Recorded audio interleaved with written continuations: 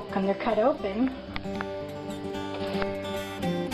So, I am Margie, and what I've made today, I started with really large chicken breasts.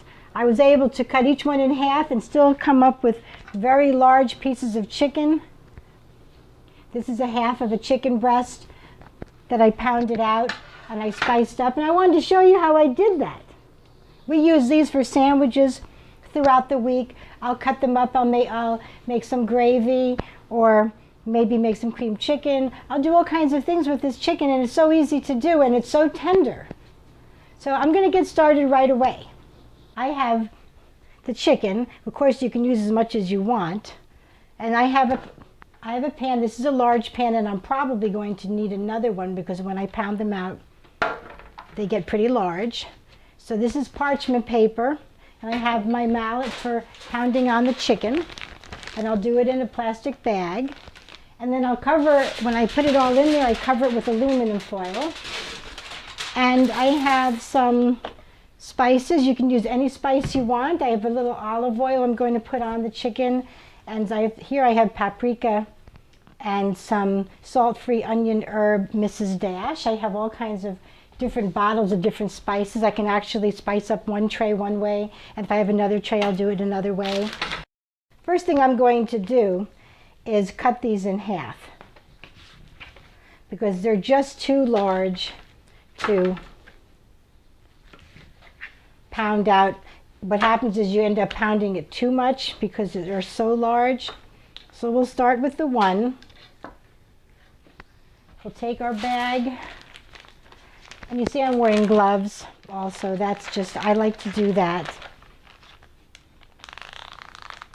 But I try to get everything ready so I'm not running around the kitchen touching other things with the chicken. So I'll show you how I do one, and then we can go ahead and I'll do the rest of them. Now you want to use not the points of your mallet, but the flat side of your mallet, okay?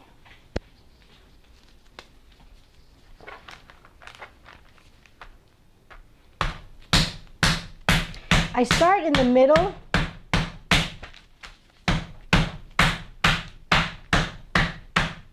Hit it a few times and it will start to loosen up.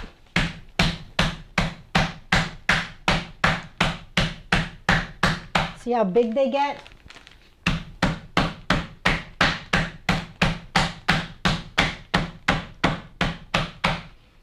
Okay, so now we'll take this out and I'll put it in my pan.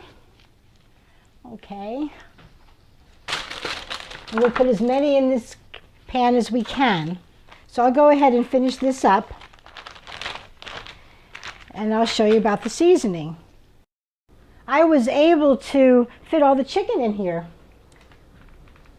So first thing I'm going to do is I'm going to pour a little oil on it, and I have a brush. I took off my gloves so I'm not touching these bottles with chicken fingers, literally, okay?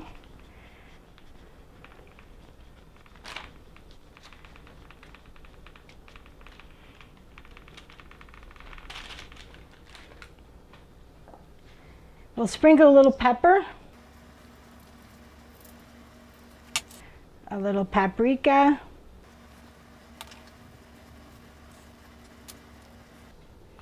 a little onion and spices. There's all sorts of spices in here. There is black pepper, there's some sweet chili, parsley, celery seed, bay, marjoram, oregano, savory, thyme, cayenne pepper, mustard, rosemary, orange peel. There's all sorts of things. If you pick up these spices, read what's in them because there might be something you don't like.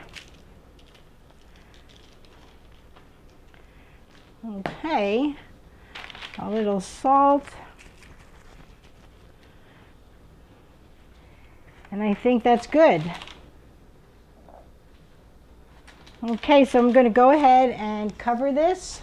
You can also flip them over and season the other side, but I'm not going to do that today, but you can do that. So take my aluminum foil, cover it up nice and tightly. And we'll cook it for about 45 minutes on 350. It's going to steam. I make this for sandwiches and stuff during the week. And we can mix it with rice. I can make some cream chicken. So I'm going to bake it now at 350 for about 45 minutes. I've just taken this out of the oven. It's been about 45 minutes.